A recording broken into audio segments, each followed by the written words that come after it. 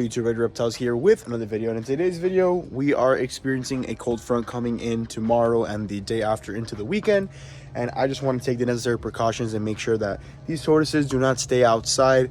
Although the sun will come out the next day, I do not want to have them suffer for those few hours where it is going to be nice and cold. So what I'm going to do is I'm going to go ahead and wrangle up the Aldabras, the Radiateds, the Leopard Tortoise, and then Goobs and Gabs will stay out in their burrows because it's nice and warm in the ground. The Iguanas and the Redfoots I am not worried about because, like I said, the sun will come back the next day. But for some of these tortoises where in the areas that I have them in, I have to trim back some trees. The sun may not get to them for a few hours, and we want to make sure that they are warming up. So this video is going to be very brief, very short. I'm going to explain to you guys what I'm doing, show you guys them in the reptile room, and then we'll go ahead and end the video. So with that being said, hope you guys enjoyed today's video, and let's get started. So we have Buster right here. He will be going inside as he does every night, of course, because he's not going to spend the time outside. And then we have also a new addition. This is my dad's thing. We got some canaries here. So we got 3 females and 1 male in this nice little big habitat here. They'll be going inside as well. But as far as the tortoises go, the only ones that I'm more so worried about are Victoria, the adult female Redfoot, who they're kind of hunkering down for the night because the afternoon is rolling in, sun is setting.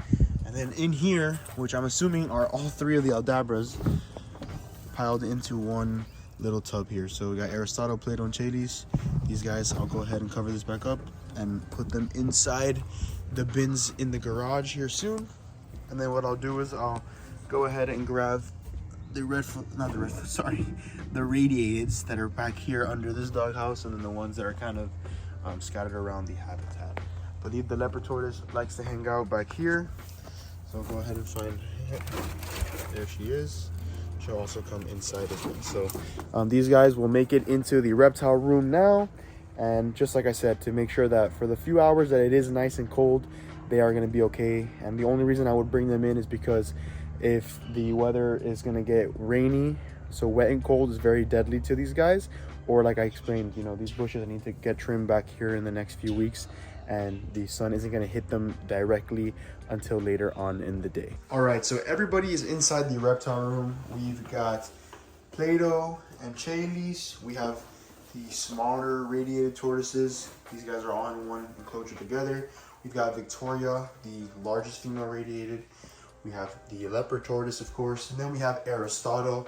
Along in the reptile room is the male bearded dragon. He's doing a good job in his tortoise table. We got the 3 Sri Lankan star tortoise babies. They've been eating nicely, and I'm closely monitoring their growth, of course, and just making sure that everybody's doing good. If you notice, I put down orchard grass as the bedding for these.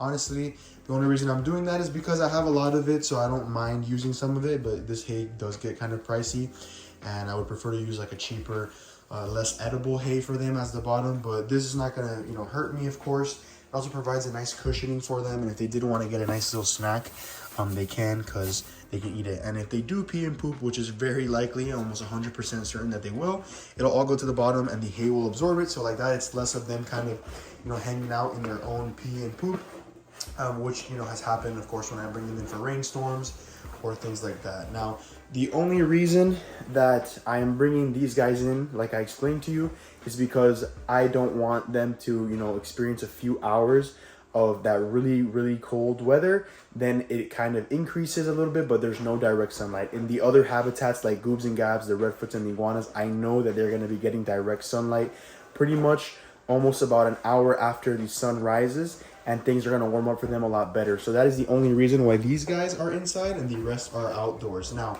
in the case where it was cold and wet, for example, like if it was going to rain lightly or rain hard and it's going to be nice and cold, I would bring everybody inside and put Goobs and Gabs in an elevated shelter, which I'll show you guys in the next clip. But kind of want to give you guys a rundown and show you how these guys are doing, and just me bringing it in. You guys have seen me do it before. Here we have the iguana enclosure with the Redfoots. These guys, like I said, I'm not worried because they're going to get direct sunlight pretty much immediately. As you can see, there's nothing above or around them. These bushes are not inhibiting any of this habitat as well to get, like I said, a little bit of extra sunlight more immediately. There's Goobs in his burrow. Yes, I could drag them out there, but it's more stressful. There are things called microclimates for those that don't know, and these guys establish these microclimates inside their burrow. Gab, we can't even see her because she's all the way inside her burrow, and the deeper you go, the warmer it is in the ground. And of course, they have different things like they poop and pee in there, different leaves breaking down. Therefore, it's little kind of microorganisms that we can't even see unless we put them under a microscope, and they are building and breaking down the poop and breaking down the leaves, therefore creating friction, and which friction creates heat, so they're going to be a lot warmer than we actually think. Now, this heated shelter would be in the case that it was very cold. This cold front coming in is going to be 51 to 52 degrees. I always anticipate a little bit more, so it's going to probably be around 53, 54, but at the peak, it'll be 51. If it was anything below 50, I would bring them in and heat them up. And if it was anything, you know, at this level, maybe leaving a little bit warmer but rainy, I would still pack these guys up. Now, these sulcatas are a lot harder than people think, so they're going to be okay in their burrows. But like I said, this is just my preliminary judgment and through my experiences, and everybody can do it differently, and everybody does do it differently. So in that case, they would be in there. So just remember, you have microclimates in the burrows. You have direct sunlight. You have to also know your backyard, know your animals, know where they're going to be basking, where they'll be. Right here, Mando and Meg always hang up right here and hang out right there, and the sun's going to hit them nice and immediately. As you can see, they are still active. These guys, I've ran my own personal experiment with them where it's even been colder, and I've left them out and nothing happens to them. Just like I said, as long as there's direct sunlight. Friends of mine as well who have been doing this for a lot longer than I have do the same thing, and we've had 100% success rate with that. So like I said, it's to your own discretion. This is through my own personal experience and my own, you know, kind of preliminary judgment, like I explained, and these guys will be okay. But you know, things like the radiateds and the aldabras, I have the ability to do so, so I go ahead and bring them in as well. And obviously we want to build some heated shelters for them and things, but that's going to be probably later on in the year. You guys saw me go ahead and put all these animals inside the reptile room, and I want to talk a little bit about the temperature when it comes to kind of, you know, giving that relief to your tortoises. So for example, if I had these heated shelters out here with them, my goal is not to heat up my animals to the point where they're going to be active. It is actually only the goal to take the edge off the cold. So if it's 50 degrees, I would do anywhere from 74 75, keep them nice and steady at that pace. The goal, like I said, is just to take the edge off the cold. So we don't want them to freeze. We don't want them to be too hot either. We want to just make sure that they're a nice, stable, steady kind of rate and temperature, so like that they can go ahead and regulate themselves.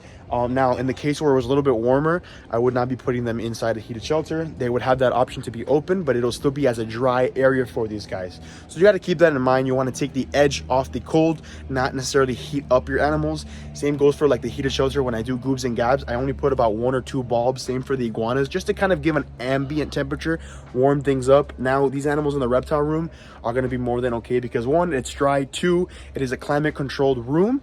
And obviously there's a bunch of lamps for the straw tortoises, the bearded dragons, the snakes. There's things warming up the ambient temperature in the room. So we want to make sure you keep that in account when you're doing these things. And just like I said, know your yard, know your animals, know what your animals can handle. For example, the redfoots are more than adept to handle this climate coming in and going out, especially here in South Florida where we do not experience snow, you know.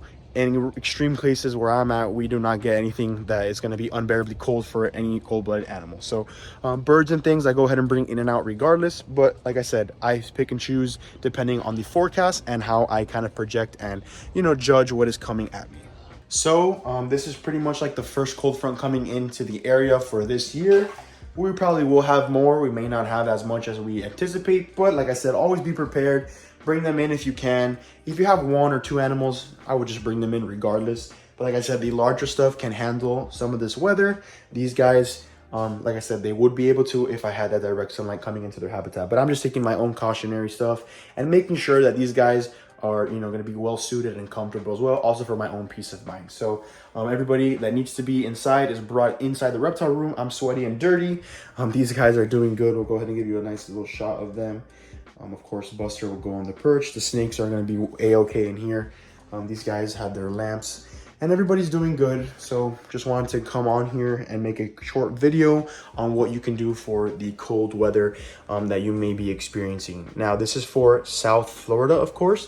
When you are in any area, I would say Central Florida up, and it gets extremely cold, but like in the 30s, 20s, if you have snow, if you come from a place like New Jersey, for example, where you have a Garden State tortoise, and these guys are experiencing colder weathers and they have buildings and greenhouses, that is a complete different level of bringing in your animal. So always keep that in mind. Like I said, know your area. So everyone's going to be doing good. These guys are growing amazingly. I've seen lots of progress, and as always, you know, bear with me with the YouTube videos and the Instagram.